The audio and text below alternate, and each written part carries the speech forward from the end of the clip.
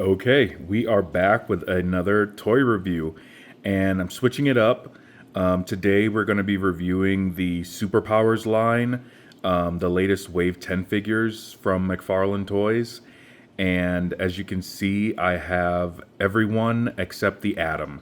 And it wasn't that I couldn't find him, it's that I just wasn't excited enough to, spend 10, 12 bucks on him. So I left him for somebody else who would be more appreciative. But I do have everyone else, and to me, this is a complete figure collection from Wave 10. So we're going to go through each of them one by one, and we'll see what they look like. So we'll start off from left to right. We do have the Flash, Jay Garrick, if I'm not mistaken, that kind of like traditional, old school, golden age Flash. He looks good.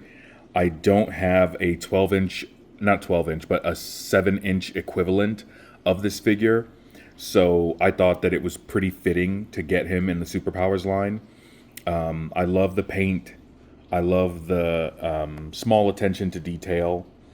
And it's just a classic figure and a solid figure. Like, there's not much to say or really complain about there. So I really like this one. The next one is Superman in his black suit, also known as like the Return of Superman. I was determined to get this.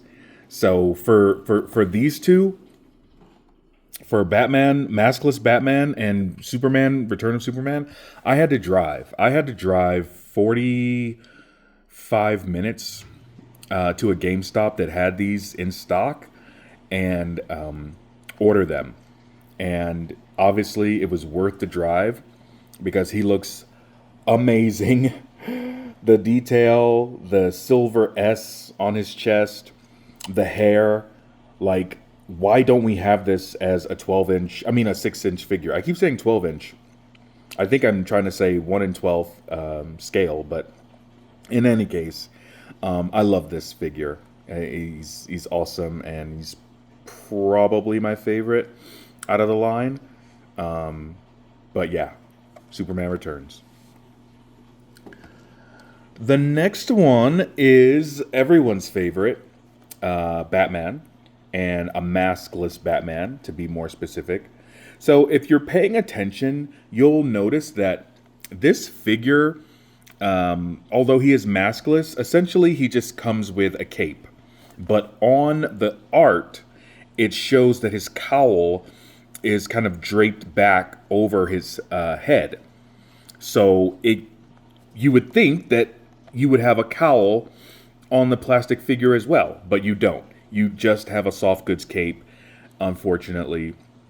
So not the greatest attention to detail, but it's also not a deal breaker either. I know a lot of people wanted this figure.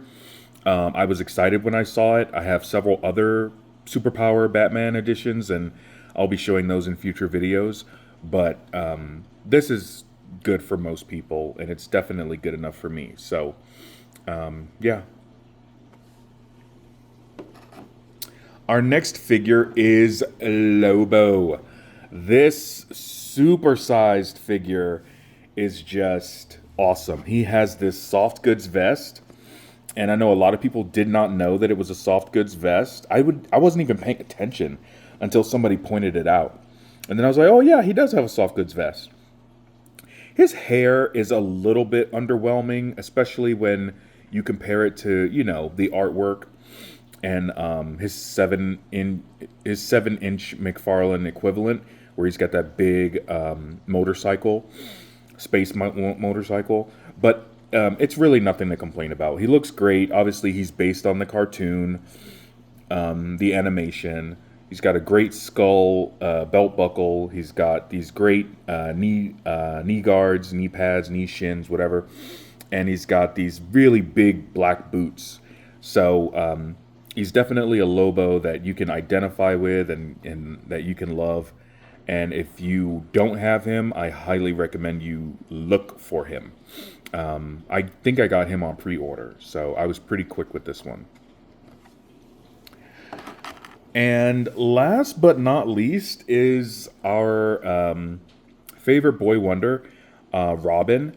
And I believe this is the Tim Drake edition of Robin. If you notice, the hair on the figure is different. Like, it's parted down the middle.